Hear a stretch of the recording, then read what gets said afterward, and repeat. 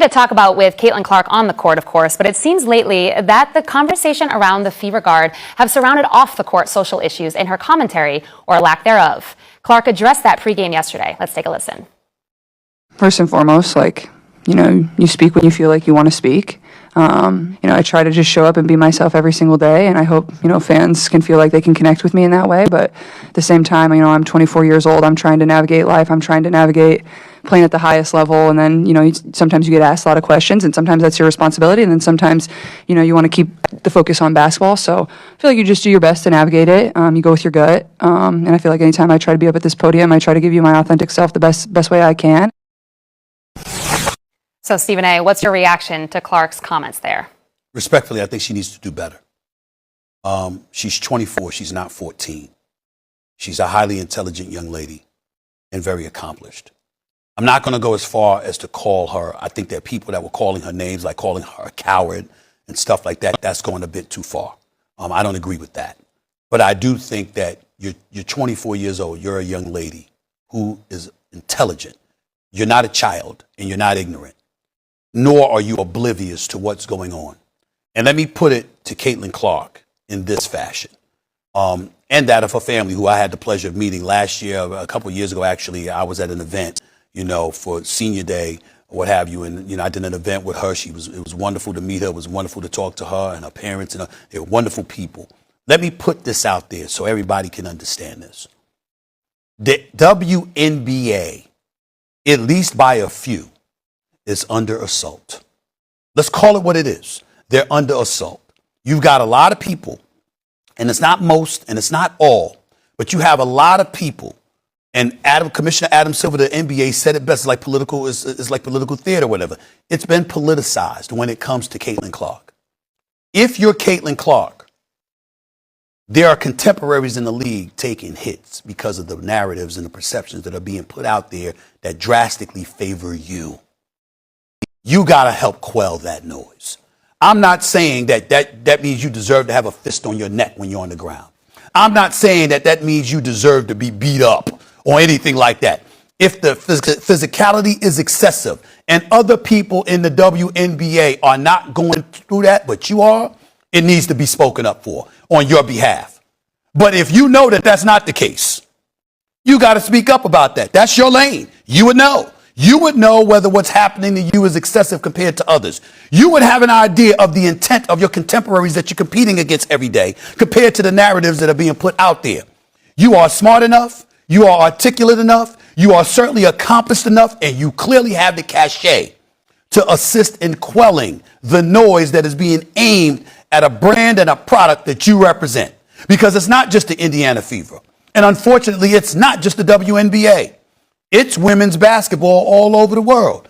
As far as I'm concerned, she should have been on Team USA. They dropped the ball with that. They should have put her on a team. Her popularity, her cachet, rising tides lift all boats, Jess. And if you've got somebody that's bringing that kind of cachet, ride that wave. And there were some that felt that were resentful about it. But let's be very, very clear. They weren't resentful towards Caitlin. They were resentful over the fact that even in the year 2025, 2026 in America, you had this brilliant, young, white, talented basketball player as a female that was getting a level of shine for doing something people who came before her that don't look like her, don't say her pigmentation, her hue, her ethnicity, they were doing this before she ever got here. And they weren't getting that shine. And there's some resentment that may have come from that.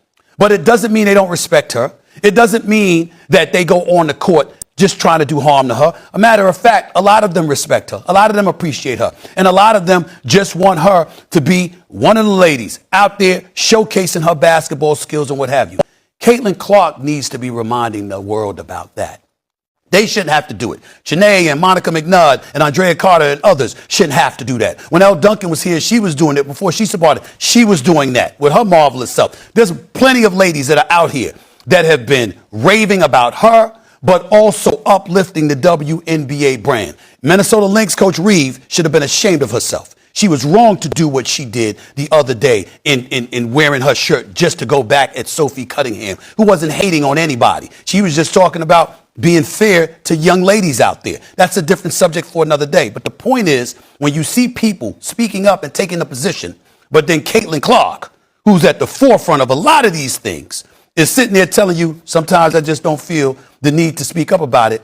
Understand that when you don't speak up, you're giving people a license to interpret narratives the way that they want to and to create their own narratives, which unfortunately has been to the detriment of a lot of people in the league. I'm not saying she's at fault.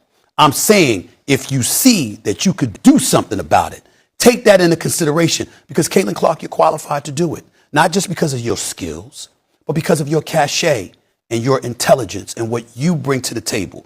There's a lot of this she could shut down by simply standing up and saying, this is my league. These are my contemporaries. I know who they are and what they're made of. And they have the best of intentions for the most part. Let's dial this stuff back and do what we do. It would be nice to hear that from her, because if we're keeping it a buck, if this was a male who was a star at age 24, we would be expecting them to open their mouth and speak up to quell some of this momentum. Why isn't the same applicable to a young lady, especially one as brilliant and as talented and as smart and as accomplished as Caitlin Clark? She could do something to assist in dissipating some of this negative momentum that has been coming in the direction of the WNBA. I hope she realizes that, appreciates that, and does what she can to neutralize all of this negative momentum. I have so much to say to that, Stephen A. But we don't have time for all that today. But you opened up a can of worms. But I will just say the WNBA has always been a league that is at the forefront of social justice issues, and always will, because of who plays in the WNBA. Mm-hmm. It's so tough being an athlete in the WNBA because of what you're expected to do, what you're not expected to do.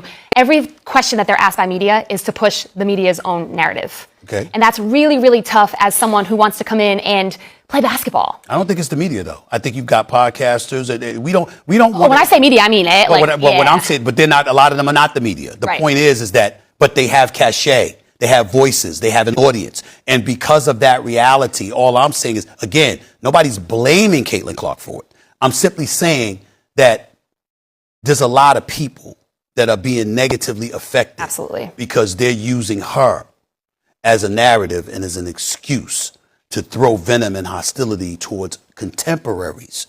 I'm saying when you see something like that happen, and you have the cachet to speak up about it, you should. That goes for all of us. I'm in the media. This is the position that I sit in. If I see somebody attacking an abundance of my contemporaries, and I believe that's unfair, I'll be damned if I'm going to be quiet. Why? Because I'm in a position where I can make a difference. Caitlin Clark is in a position where she can make a difference. I understand she's 24, but she ain't 14. She's smart. She knows how to speak. She's intellectual. She knows how to get her message across. This is a highly, highly intelligent and accomplished young lady with tremendous cachet. Speak up.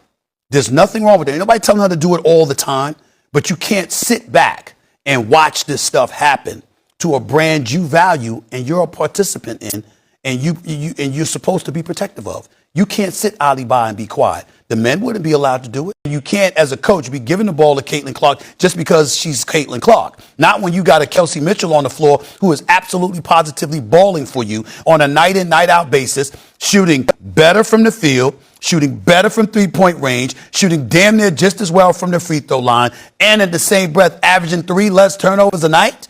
I mean, that's the person, and she's your leading scorer, Kelsey Mitchell. That is the person. When you see somebody producing like that, you got to get them the ball. And I'm not accusing, because it's not like I'm watching all of their games or anything like that. So I'll leave it to those covering the WNBA to really, really dig in and understand why. But when you see the ball consistently in Caitlin Clark's hands, it does make you wonder what the coach is doing. What are you doing? Are you responding to the narratives? Are you responding to the popularity? What are you doing? Because coaching-wise, I'm looking at Kelsey Mitchell, and I'm like, that young lady needs to have the basketball in her hands when it counts most. Let her make that damn decision, because she seems to know what the hell she's doing. And if you're Kelsey Mitchell, how are you feeling? Well, again, I mean, one could surmise that she sees what's going on and she might not like it, but then that's not me. That's not fair to the team. I don't cover the team. I'm not watching it game in, game out like I watch the NBA. So I don't think it would be fair for me to make that kind of assertion or to speak on behalf of Kelsey Mitchell and what she's feeling. Obviously, they seem to have a great relationship with their teammate in Caitlin Clark and vice versa. I'm not trying to create any kind of acrimony or anything like that. I'm just strictly speaking about basketball. When you have somebody that's averaging nearly 5 turnovers a game, you don't consistently put the ball in their hands with the game on the line. When you got somebody that is more efficient across the board on the offensive side of the ball than Caitlin Clark. The Indiana Fever have that in Kelsey Mitchell. So what's the problem?